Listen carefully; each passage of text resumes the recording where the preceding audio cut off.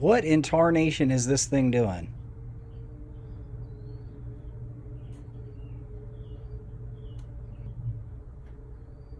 They continue to record when all of a sudden, the coyote lunges at the glass. I can't tell if he kicked it or if he headbutted it. Now, many in the comments are saying that this doesn't even look like a rabid coyote, that this might be some type of skinwalker. I don't know about all that, but look at that thing's teeth. That's enough to freak you out right there. I'd love to know if anybody has any experience with anything like this. If that does end up being some type of cryptid, we can always give them this guy's number. This is great. Raccoons, skunks, squirrels, groundhogs, moles, mice, snakes, birds, Sasquatch. Look, even does coyote. I'll say this though, if that coyote was at my back door, I would need this guy's services, the old dead animal removal service. Anyhow, give old Critter King all your business. TikTok user FreshGuyM1 shared a clip that's unsettling enough to keep anyone staring at their curtains a little longer tonight. The video was recorded in September of this year from his home in Calgary, Alberta, and it captures something strange happening across the street. This is more than strange if you ask me.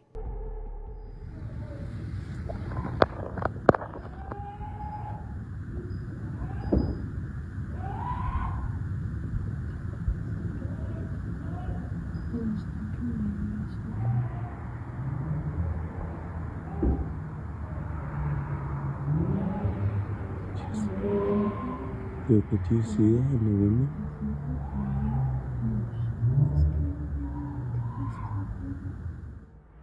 Through the window of a neighboring house, you can make out a figure dressed head to toe in black, pacing around the room.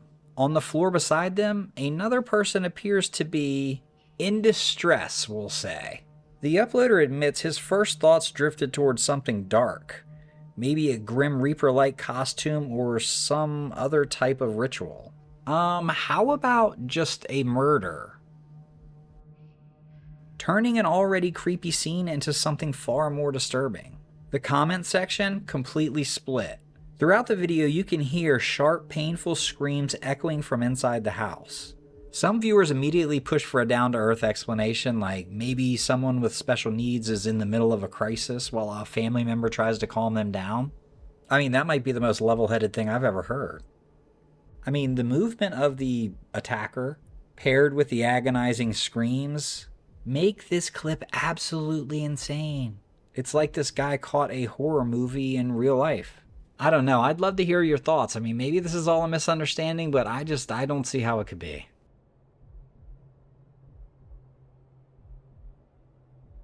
Over on Instagram, a user named Palmy Dillon uploaded a clip in mid-June that shows a late-night moment in the Australian outback that would make anyone's stomach drop. He's cruising down a completely empty road. No house, no lights, not even another car. Everything's normal until his headlights sweep across something directly ahead.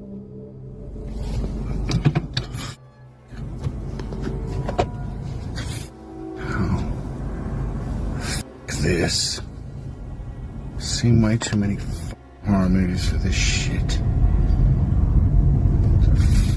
Oh, you're a psycho, mate. A lone figure standing in the middle of the road. Not moving, not signaling, just staring straight at the oncoming vehicle. You can hear the guy tense up as he slows to a crawl. Instead of turning around, he eases forward and actually passes the figure at a snail's pace. What are you doing? At one point, he even rolls down his window and shouts at it before hitting the gas and leaving the scene behind him. What's super creepy is that the figure never reacts. Doesn't even move, like no shift in posture or even glancing at the car, nothing. Commenters started throwing out theories immediately. Some think it really was a person, possibly intoxicated, lost, or looking for help. Others believe it wasn't a person at all. A few suggested it could have been a mannequin or decoy placed in the road to make drivers slow down. I gotta be honest though, if I saw that, that would make me speed up. I'm not slowing down for that. I mean, in the dark, remote stretches like that are unsettling enough. There's generally no one around, cell service is usually spotty, and no quick way out if things go wrong. But be honest with me. What would you do if you saw this guy there?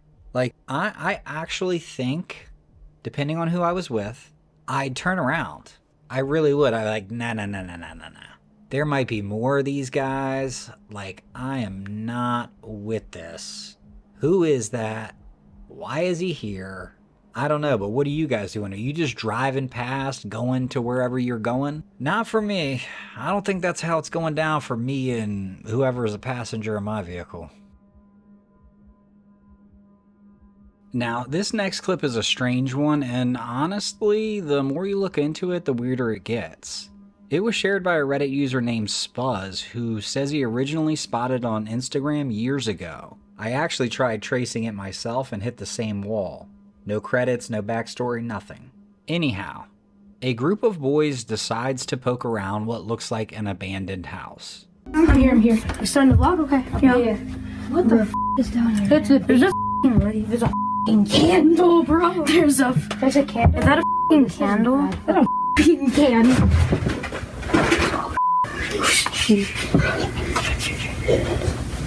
is that thing? Oh, I want to see. What the fucking lights off.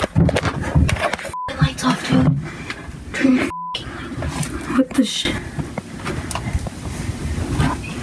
I can't see shit. Oh, shit. I can't see shit. Wait, hold on, turn your flashlight. What the is that? Down there, sitting in the middle of the room, is a lit candle. Already unsettling, but as they take a few steps in, something pale and hunched starts to move in the corner. When their flashlight sweeps across the space, this thing crawls into view. Skin washed out, body twisted, it honestly seems kind of feral. Here's where it gets even stranger. People on Reddit brightened the footage and slowed it down. And that's when they noticed this. Whatever this thing is, it looks like it only has 3 fingers. From my point of view, it's a toss-up. Either someone went all in on a seriously elaborate prank, or there is something absolutely nuts living in that basement. But you've seen the footage, so what do you think? A 3-fingered creature lurking in the dark? Or just a really well-planned hoax? This next clip we're diving into absolutely freaked me out. Sent in from TikTok user named Keely, the footage was recorded inside her home in the middle of the night. As we can see, everything looks completely still, just a quiet, dark house, nothing unusual. But holy heck does that change. Watch the staircase closely to the left side.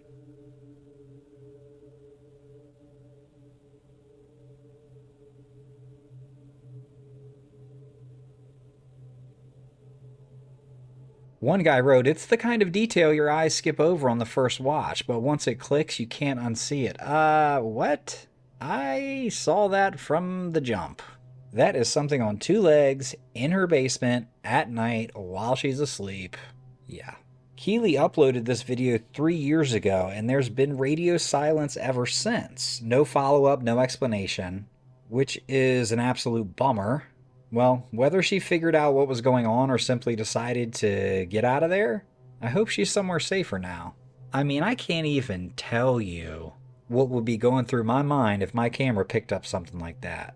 Tell me what your plan of attack would be. I would probably hide down there with a weapon and just wait the next night. I don't know, maybe that's a bad idea. These kids were just videoing their day while fishing along the Busai River, completely unaware that their camera had captured something far more unsettling than their catch of the day.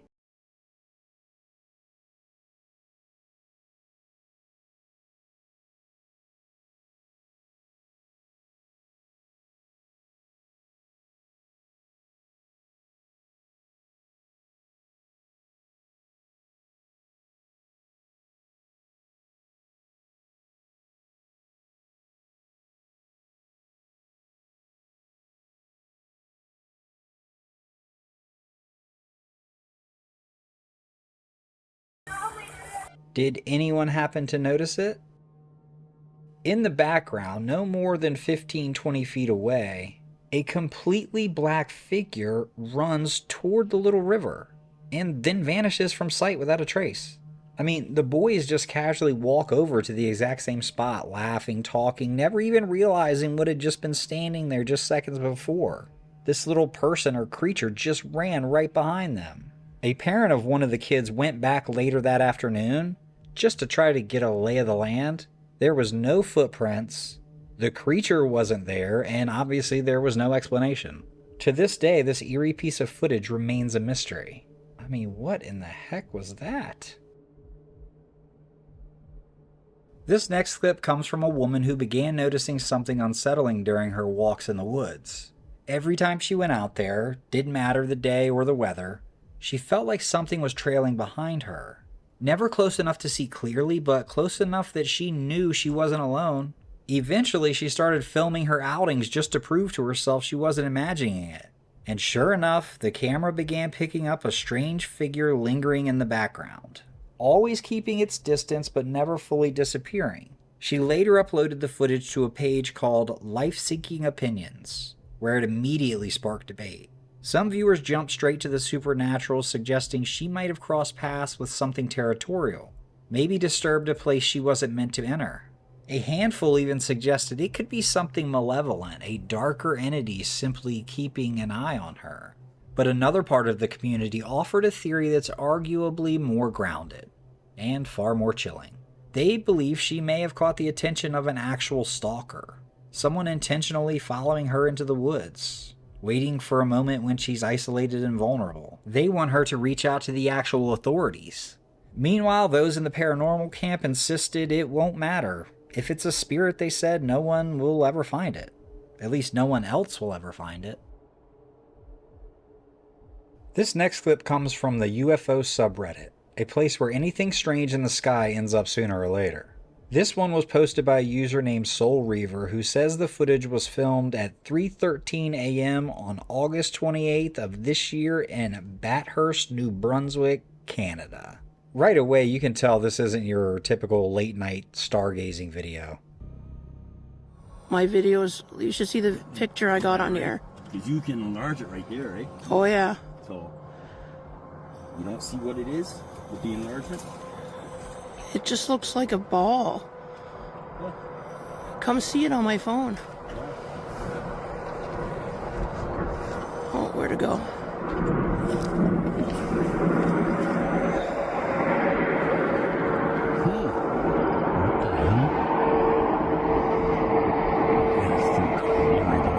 Too bad I don't have my binoculars with me. Yeah.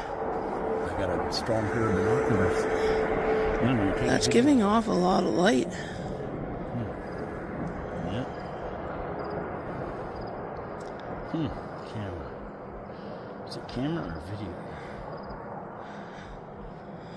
Camera. Camera, and then... I'm gonna zoom in again.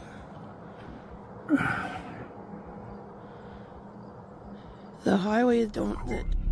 Far out over the bay, a bright, motionless light hangs in the darkness. It's not a blinking light, it's not a plane, it doesn't drift, it just sits there, glowing above the water. In the post, the witness writes, "The tallest building in our city is maybe 100 to 150 feet, and this thing was well above the bay, possibly over the ocean, so it was definitely flying.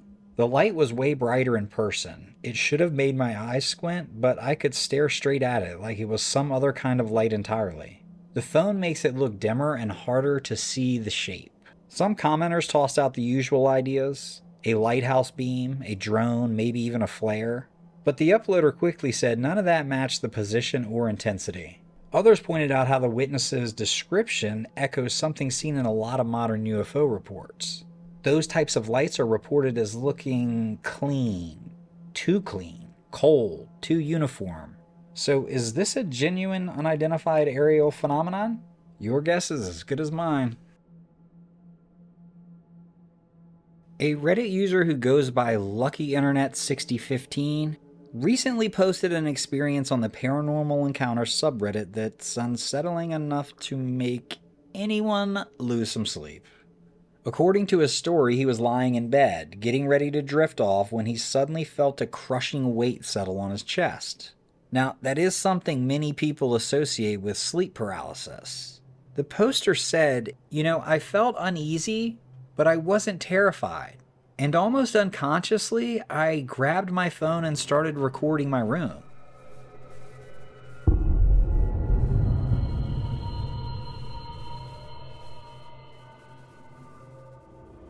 His stomach dropped. In the far corner of the room, a motionless, shadowy figure is clearly visible, just standing there. And it doesn't look like a passing shadow or a camera glitch. The outline is too defined, it looks too deliberate. Now, reports of shadow people are some of the most common nightmare encounters online, and they are growing daily, especially from those who've dealt with sleep paralysis. Among those figures, one in particular is often mentioned. The so-called Hat Man, a tall, dark silhouette with a wide-brimmed hat that countless people claim to have seen at the edge of their bed. Whether these figures are manifestations of a stressed mind or something far stronger, they're known for one thing above all else: an intense, sinking fear that hits the moment you realize you're not alone in the room. And now I guarantee I have a visit from the Hat Man now that I'm recording this. Have any of you guys ever seen him, or have you ever dealt with sleep paralysis? I feel like sleep paralysis would really freak me out. Also, let me know in the comments if you get the slow run when you're dreaming. Gosh, that's the worst. Or you throw a punch and it's the slowest punch ever. Even if you do connect, it's not going to hurt the person. That's probably what sleep paralysis feels like, times 10. This next clip was posted by a homeowner who says their outdoor CCTV camera picked up something a little out of the ordinary late one night. The camera was pointed toward the front of their house, and at first everything looked pretty normal. Quiet yard, still night, nothing to see. But then something glides across the frame. If you look closely, you'll notice a faint, glowing shape drifting through the shot. It's subtle, almost transparent, and the uploader admitted he replayed the footage dozens of times before settling on a theory. He believes he may have caught what folklore describes as a fae, a supernatural being said to live alongside us, often mischievous, sometimes helpful, and occasionally dangerous. Traditional stories describe them in all shapes and sizes. Some are as tall as people, others no bigger than little insects. Many legends say they have humanoid features, arms, legs, and a form that feels familiar, even if everything else about them doesn't. Now, looking at this footage, I can't say for sure whether that shimmering shape is anything mythical, but it definitely caught the internet's attention. It did until this buzzkill showed up. One commenter in the original thread quickly chimed in, claiming it's far more mundane. He works with CCTV systems and says it's almost certainly a spider web drifting close to the lens. Okay, dude. Whatever. I'm still not believing it's a spider web. So yeah. I need to know what you're doing if something like this shows up at your window. In Indonesia, a small group of volunteers were working late inside a village hall, getting everything ready for a community event the next morning. By the time they took a break, it was already deep into the night. They locked the door, sat down to rest, and assumed they were alone. Apparently they weren't. Sometime after midnight, the motion sensor suddenly triggered. The security system flashed an alert. Someone or something was moving outside. Curious and uneasy, the group checked the monitors. And that's when the mood in the room changed instantly. Right outside the building stood a figure wrapped head to toe in white cloth. The fabric was tied so tightly around its body that it looked constricted, almost mummified. Only the face was exposed, and that face didn't look alive. It looked pale, drained, and its eyes reflected the darkness in a way that made everyone freeze. For them, this wasn't just a trespasser. They recognized it immediately. They believed they were looking at a pocong, a spirit from Indonesian and Malaysian folklore said to be trapped in its burial shroud. According to the stories, a pocong appears when a deceased person hasn't been properly released, their body still wrapped and bound, unable to move on. Many locals say these spirits prey on those who are emotionally vulnerable or easily frightened. No one dared to open the door. No one even moved. They stayed awake until sunrise, keeping their eyes on the monitors, praying that whatever was outside wouldn't come any closer. As dawn approached, the figure simply left. I want absolutely nothing to do with these things. I've never heard of these. Absolutely not. They are freaky.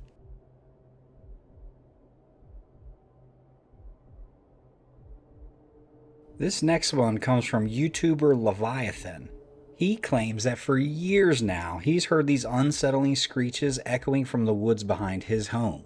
Now, normally the sounds are distant, far-off moans just coming in deep from the woods. And yeah, they're creepy, but nothing close enough to really ever worry about until now. One night, those screams weren't so distant anymore. They were closer, like a lot closer. So Leviathan did what most of us probably wouldn't. He grabbed a light and went to check it out. And that was a bad idea. Who would have guessed?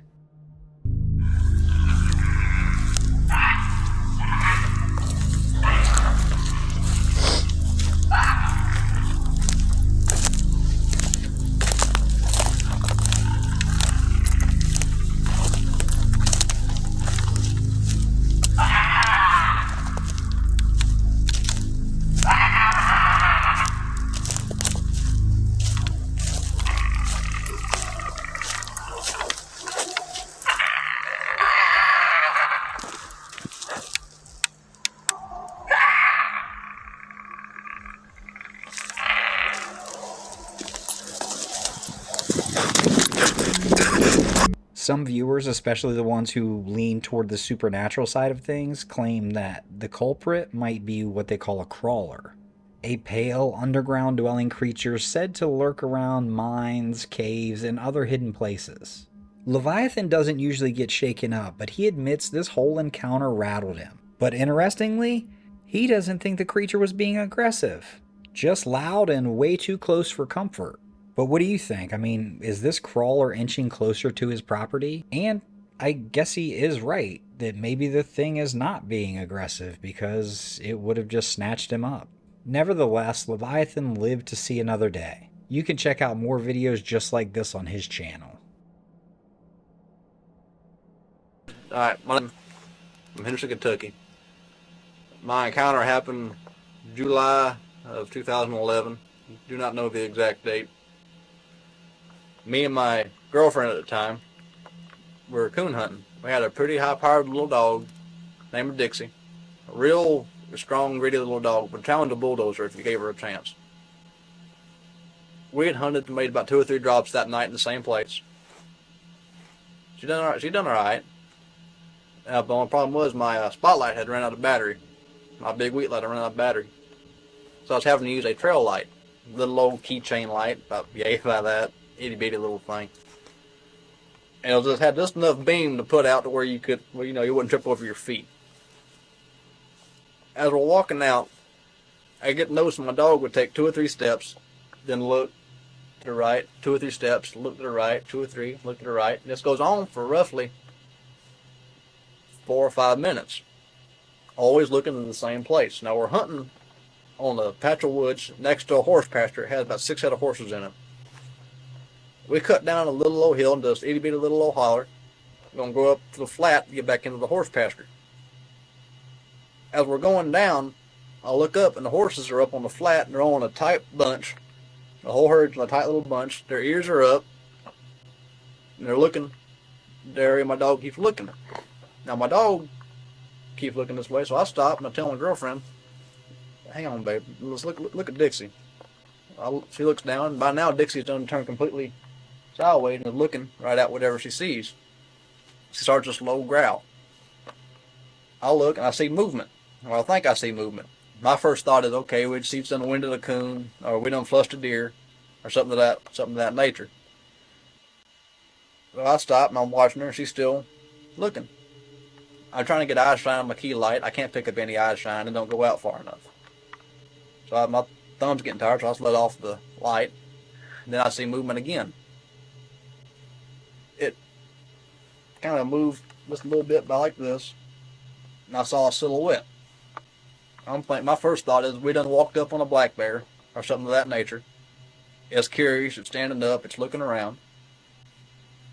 My girlfriend says, "I'm going to run now, okay?" you don't run from a bear. So I got her by the back of the jacket. She was wearing a light jacket, like a windbreaker that day. And I'm like, hang on, don't run. Now I see it move again. This time it moves about 10 yards. It's full moon. It's a full moon. There's a slough right behind where it's all going on. It's got about that much water in it. That's just shining perfectly. It's almost like a perfect backlight.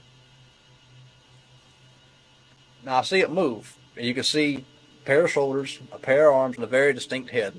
Now as it moves, it takes out 2 or 3 of these little trees at a time.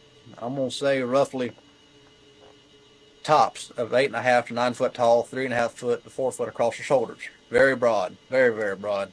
From about the waist down was fuzzy. You could see movement, but it was fuzzy because the backlight was only from the top up. It would move about 10 yards, stop, look, 10 yards back, stop and look, go up the hill a little bit, look, come back down and look. Then it got behind this decent sized tree. You could see some of it on the other side, but you could see mainly the head poking around. Like here's the tree. You can see the head poking around looking at us. I look at Dixie. She's done. I'll reach down and snap Dixie. She takes about 5 steps out and just locks. Snarling, growling. Her hackles are raised up above her teeth. Hair on her back standing up.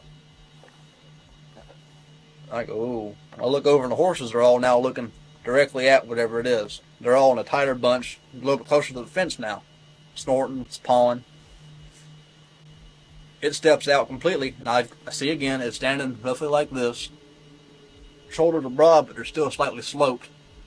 Head, you can see, light through an arm every now and then. And it's just like this.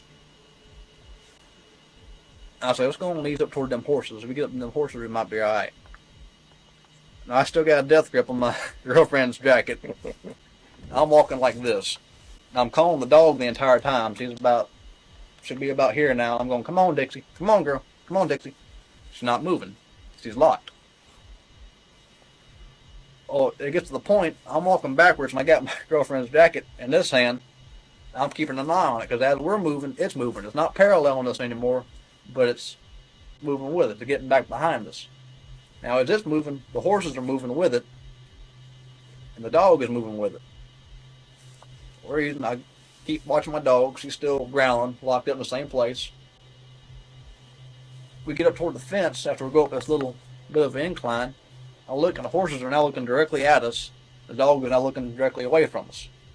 I mean, it's done circled back to behind us. It's on the trail we was on. Right. Girlfriend gets over the fence. I get over the fence. The whole time I'm still calling the dog. She's not moving. We get up to this bunch of horses, and I look back toward the gap we just came out in. It was a full moon, as I said. Full foliage on all the trees. Once you got outside, it was like a silhouette. You could see the trees in front of you, but you could not see the trees inside. It was black, pitch black. I couldn't even see my dog until she was walking around with a lot of white on her. We're trying to get out to the back of these horses. They're all still in a tight bunch looking. I said, let's go over to this main little trail here, and we'll walk back to the car. Because by now, the dog had done gone silent. And I'm thinking, she's done bolted left or bolted right. She'll either meet us back at the car or meet us over at the house. I live not far from here. We get roughly halfway across the field. Horses have moved a little bit now. They've just kind of shifted over one direction. They're not turning. None of them are turning, mind you. They're moving. And they're locked up on this gap in the trees. There's a bigger gap in the trees. I turn around, I continue walking straight. I hear her running behind me. Not bipedal running, but running. I turn around, and my dog runs flat into me. I almost take my legs out from under me. Wow. I stop and I look at her. Her eyes have done got that milk white coat over them. They're rolled back in her head, and she's shaking. And she's this fear drool, this like a water faucet that turned on in this dog's mouth. This pouring all over. I reach down, I grab her, and I snap her real quick. She's about to go somewhere else. She ran into us purely on accident. She didn't know us from Adam. While I have her clipped, she's pulling that way, trying to go. I look up, and these horses have now backed up a little bit. Still looking forward, but have backed up a little bit. So I believe this creature had either come up to the fence line or slightly over the fence line into the field, looking at us still. The whole time this is happening, I do not hear footsteps. The whole time it's happening to us in the woods, I do not hear footsteps. Now, once these horses have come forward a bit, and we're in the field with a dog, I begin to hear footsteps. It's 1, 2, 1, 2, 1, 2. It's not 1, 2, 3, 4 as an animal running through the woods. It's 1, 2, 1, 2, 1, 2. Then it picks up. It's 1, 2, 1, 2, 1, 2. It picks up speed till it's a full run. I know the ground back here very well. I grew up back here. I've been in the woods more than I've been indoors. I can tell from the sound. It went down the trail, capped the hill, ran through the slough. It's called Shepherd Slough. Hit the creek. Once it hit the creek, it goes about 15 steps in the water. The creek forks off. So I do not know if it ran back to the bigger slough or ran up into the hills and hollers. The girl that was with me at the time is now my wife. The dog, I never could get her to hunt again. She was ruined from that day on. Now, as we're walking back, we'll get back to the car, rather, she never would load up in a dog box. You'd have to physically pick this dog up and set her in the box and close the door. My girlfriend, who's now my wife, opens up the door, and the door of the little dog box, she goes flat to the back of it, and just gets this little ball in the corner and just hunkers and is still just shaking. It took 2 days for this dog to quit shaking entirely. So you look outside and you see her just still shaking. Wow. Like I said, we worked with this dog for another 2 years. This happened back in 2011. We never could get anything else out of her. She never would hunt again. I wound up giving her away here recently. That's ruined a good coon dog. Ruined a good coon dog. She was gritty, had natural talent. And after that, we never could get her back. She was too far gone. Thank you very much. Problem.